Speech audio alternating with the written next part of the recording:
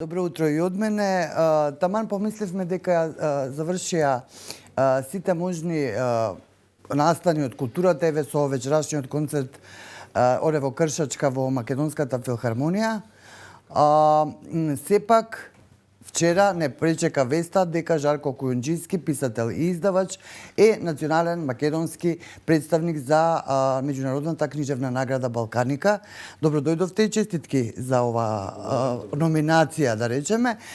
Некако фондацијата Балканика, која што постои од далечната 1996 година, секојаш предизвикува интерес меѓу нашата литературна барем јавност, бидејќи е меѓу ретките, да речеме, која што е регионална, еве вие со вашиот фестивал, некои регионални представувања меѓународни имате и неколку други фестивали, но сепак ова некако, бидејќи е со национален представник, сепак го буди тој надпреварувачки дух. Значи, вашиот роман, еве го тука можеме да го видиме, Свингата на гневот, е номиниран од страна на стручното жири со кој председателствуваше Александар Прокопиев, таму се и Весна Мојсовска, Чепишовска и Александра Јуруковска, нели? Кој што кажа дека романот се карактеризира со една популарност што не е вообичаено во образложение на едно жири. Сериозно. Да, добро утро уште еднаш. Вака малце после вака калорични разговори, од собале тешко е ние да се наврземе со книжевниве теми и да го задржиме интересот, посебно бидејќи е предпразничен период, ама ќе се обидеме. Ете, фала и на убавото интро. Да, одлуката, колку што ми е познато, е донесена малку поодамна, меѓутоа вчера беше јавно објавена. Задоволството секако е големо, бидејќи не е, како што кажавте, национална награда која што ги реферира своите вредности само во рамки на контекстот во кој што живееме, значи во Македонија, туку не е ниту награда, туку е номинација за наградата и има навистина особена тежина, бидејќи го изложува делото директно на некоја меѓународна валоризација од некоја жири комисија која што допрва ќе дојде во следните неколку месеци, колку што ми е познато, јануари и февруари. Како што и вие многу вешто ги истакнавте предностите на оваа награда и на оваа жирирање, кое што е меѓународно, станува збор на некој вид на ексклузивитет, бидејќи овие меѓународни награди што се на Балканот повеќе се XU, да кажеме, тука меѓу XU државите на српско-хрватски јазик, најдобар роман и така натаму и така натаму. Меѓутоа овде станува збор на вистина за еден сплет од држави во кои што со навистина различни јазици. Како и да ги земеме, грчки, Грција, Турција, Бугарија е носител на целиот проект, учествува Македонија, Албанија, Србија, Романија, така да навистина едно богато јазично семејство и пред се култури и книжевности кои што навистина имаат сериозна и едуцирана публика. Концептот на доделување на оваа меѓународна награда има од секоја држава по еден национален представник. Веројатно тоа и на дел од публиката и добро познато, меѓутоа ќе го повториме, нели? Да. За да биде запознаена и она дел од публиката кој што не го знае тоа. Секоја држава си биде национален представник во тоа меѓународно жири. Од годишната продукција и како се вика и се преведува романот, тоа е многу голема предност, се преведува на англиски јазик.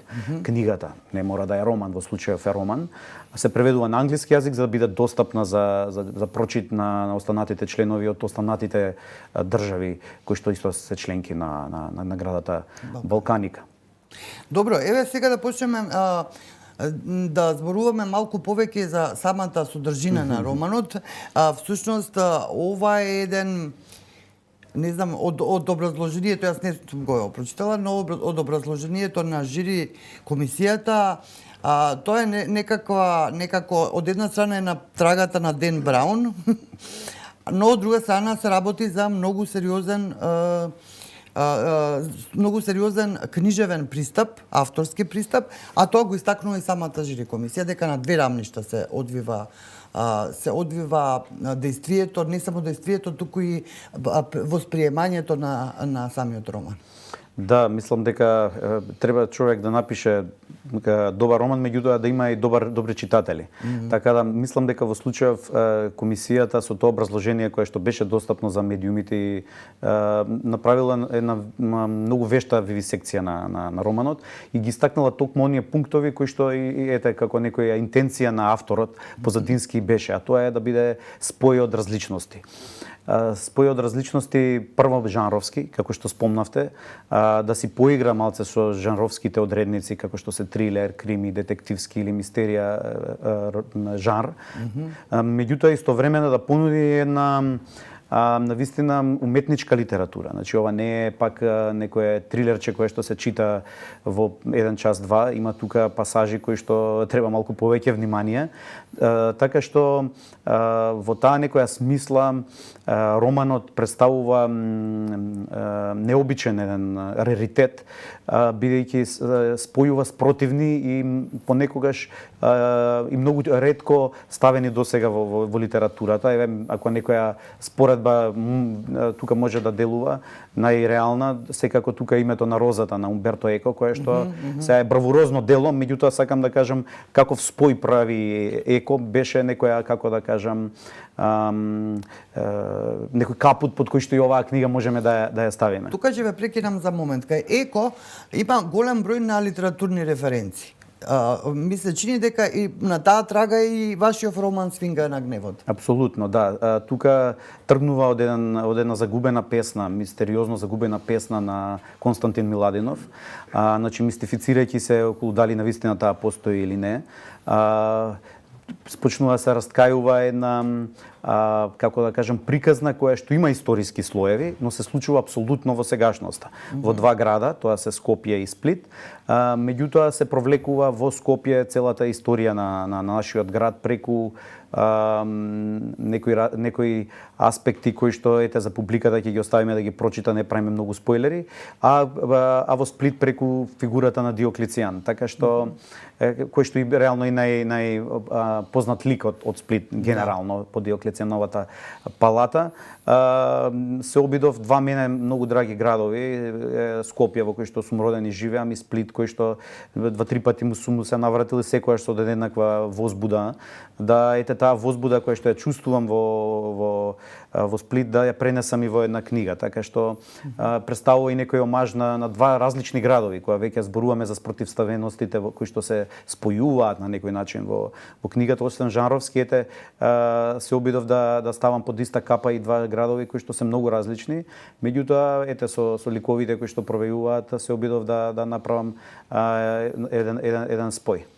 Добро, освен приказните за самите градови, за приказните внатре во самите тие градови, имате главен лик кој што работи во една книжарница која што треба да пропадне наскоро и некако и жири комисијата и овие што го читале романот велат дека правите една споредба со изумирањето на книжевноста.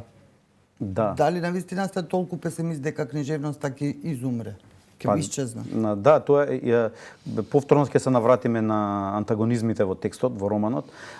Точно тука цело време се трага по еден ракопис кој што треба да настане и околу него се преплетуваат две спротивставени чувства и кај главниот лик, тоа е издавач Лазаро Тадески, чија издавачка куќа е на рап на изумирање, на пропаст, банкрот.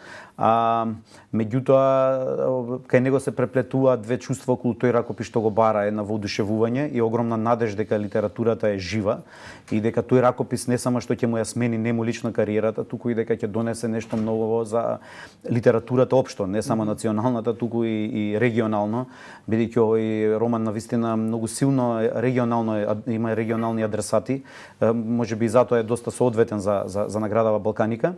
А истовремено на крајот се случува, сега да не откриваме премногу, тоа чувствување на крајот на литературата или некој замор и залез на литературата, што секако особено во овој корона период кога и екзистенцијално се најдовме во некоја лимитна или рабна ситуација, секако и литературата е соочена со стравот дека уште повеќе се забрзува процесот на нејзиното исчезнување или барем исчезнување на моќта на зборот. Но мислам дека Не знам зошто е тоа така, бидејќи тие писатели, барем еве кои што и гостувале во оваа емисија, раскажуваат дека пандемијата можеби дури и ги навратила повеќе кон нивното творештво, кон творештвото на другите, да се некако да се вратат кон литературата, нели не дистрактирани од другите, нели, секојдневни проблеми, секојдневни настани што сите да, луѓе ги меѓутоа тоа е имаме. лично наше авторско чувство, затоа што еве примерот е и соодветен и со Свинга на гневот, затоа што да не постоеше короната, мислам дека немаше да се решам во толкав период брз да го завршам. Тоа е почнат малце поодамничка, меѓутоа да не се случеше таа пауза која што го забави животот на сите нас и работата што си ја работиме и да имаме доволно време и да пишуваме, бидејќи нормално секој од нас освен што е писател и има и некоја странична работа која што му е примарна за жал. Така што немаше да се случи овој роман.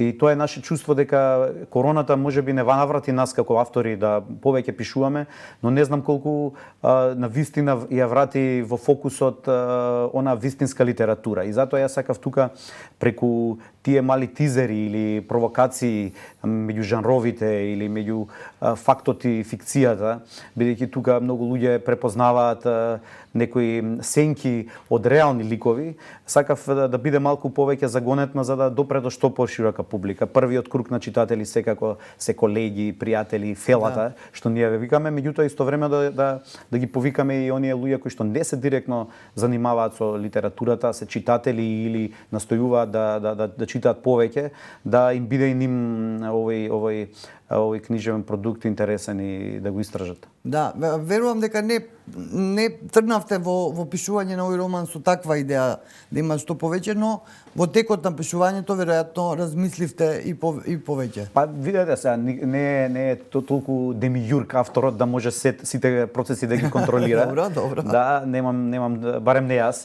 така што мислам дека некои нешта му се интенција, но некои нешта се провлекуваат како низ прсти и кога ќе стави последната точка или кога мисли дека ја ставил последната точка, иако процесот на испишување на романот кај мене трае денес и денеска да го пишувал, би го напишал поразлично, сигурно.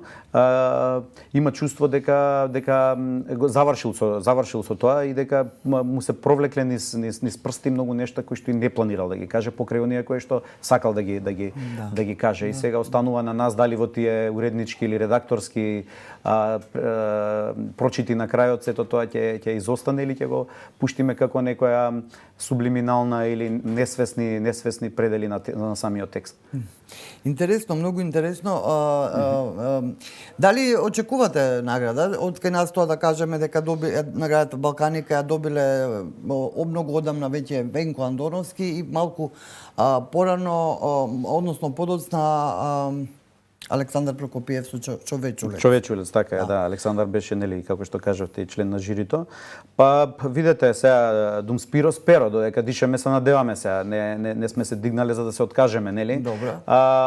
Нормално очекувам, не ги знаеме останатата конкуренција, треба да се разгледа. Интересно е што ова издание на Балканика ќе биде двегодишно, бидејќи лани поради короната не се случи. Немам информација дали ќе биде онлайн или ќе биде нели ин виво, но како се вика ќе има уште еден представник, значи тоа е Владимир Јанковски, кој што ќе се имавте лани разговор. И двете интересно е куриозитет што двете изданија се изданија на издавачката куќа Антолог, така што се пошегувавме вчера и со Владимир бидејќи помина да честита дека барем еден од нас да понесе награда. Ќе биде драго, ќе ми биде драго да јас верувам и во исклучително многу и во романот на Владимир, може повеќе и од мојот, така што се додека не се донесе одлуката, се е можно. Така е. Многу ви благодарам, Жарко, и вака пред новогодишно ви честитам и на романот и на номинацијата за наградата и ви посакувам среќни успеси, среќни празници и многу успеси. Среќни празници вас и на сите ваши гледачи, да си продолжи емисијава, да може повторно да се видиме и да соработуваме и разговараме на уште поубави теми.